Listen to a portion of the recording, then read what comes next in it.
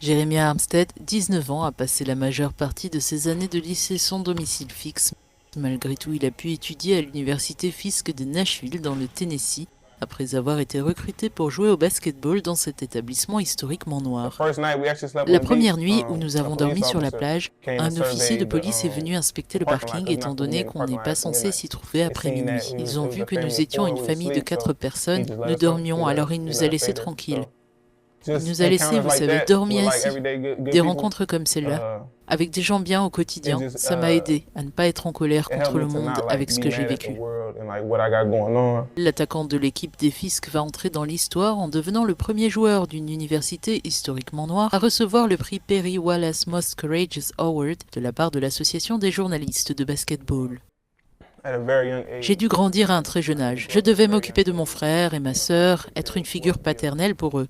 Donc le basketball, c'était comme mon refuge.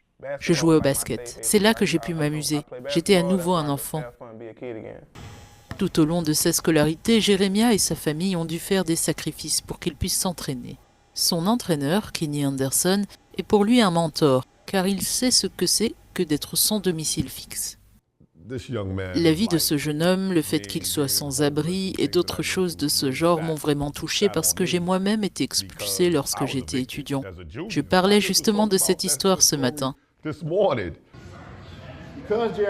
Jeremiah Armstead sera récompensé pour son courage par le prix Perry Wallace Most Courageous juste avant le début du championnat NCAA masculin de basketball des universités des États-Unis.